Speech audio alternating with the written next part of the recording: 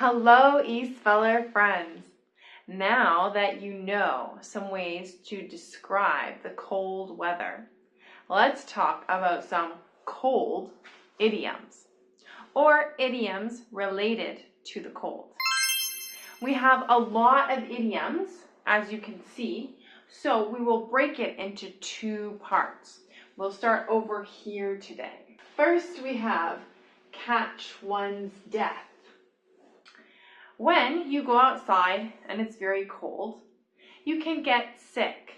And many, many years ago, people could die from being too cold and getting sick. So this phrase stuck around, to catch one's death. You can hear people say, and I hear my grandma say it a lot, "Don't go outside, you'll catch your death." Or make sure you dress warm so you don't catch your death. This may sound a bit over dramatic, but people still can die from going outside for too long without enough warm clothing. So be careful and bundle up and stay warm when you go outside. Next we have put something on ice. This means to put something off until a better time. So before the days of modern refrigeration with freezers and fridges, people literally put food on ice to keep it fresh so they could use it later. Things like meat and vegetables. So we still have this phrase, put something on ice, like let's put building a house on ice until we can afford it. We'll put it off until we can pay for it, because that's a pretty important thing. Next we have when hell freezes over. Hell is a very, very hot place, extremely hot. So for it to freeze is very unlikely, so it's probably never going to happen. People use this phrase to describe something that's probably never going to happen. There's a hockey team in Canada, maybe you have heard of them, called the Toronto Maple Leafs. And people think they are a bad hockey team. Many people, not everybody, but many people. So there's a big trophy that a hockey team wins in the National Hockey League, the NHL, called the Stanley Cup.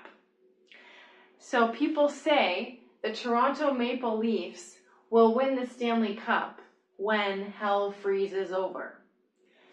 So it's not very likely they're going to win the Stanley Cup. Sorry, Leafs. And similarly, we have a snowball's chance in hell, or not a snowball's chance in hell. A snowball is a ball made of snow, and in a very hot place, like hell, it's going to melt very quickly. So it's not going to last very long.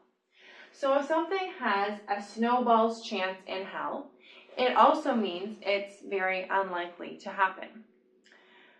So I can say the Toronto Maple Leafs have a snowball's chance in hell of winning the Stanley Cup. Or if I have a friend who missed a lot of classes, I can say, because she missed a lot of classes, she has a snowball's chance in hell of passing the exam. Now, to use not a snowball's chance in hell, that's even worse. So I can say, the Toronto Maple Leafs don't have a snowball's chance in hell of winning the Stanley Cup. This means it is more likely that a snowball will last in hell than the Leafs are to win the Stanley Cup. It's pretty small chance they're going to win the Stanley Cup. Like none at all, really. Or I can say, because she missed almost all the classes, she doesn't have a snowball's chance in hell of passing the exam. You can also use not a snowball's chance in hell as a sentence on its own, which means definitely not, there's no way. So if my friend says, hey, do you think she has a chance of passing the exam after she missed so many classes? Not a snowball's chance in hell. There's no chance she'll pass that exam. Next we have to leave someone out in the cold. This means to ignore someone or leave them out of a group activity. For example, Stacy was left out in the cold when Amy started hanging out with her new boyfriend. So Amy and her boyfriend went off and left Stacy by herself in the cold. Poor Stacy. And come in from the cold. So if someone is isolated or they were kicked out of a country and the country welcomes them back in, you can say they came in from the cold, or that the country let them come in from the cold. For example, Jimmy was working undercover for a long time and he was tired of it, so he hoped his company would let him come in from the cold and not be undercover, and he could just be himself for a change.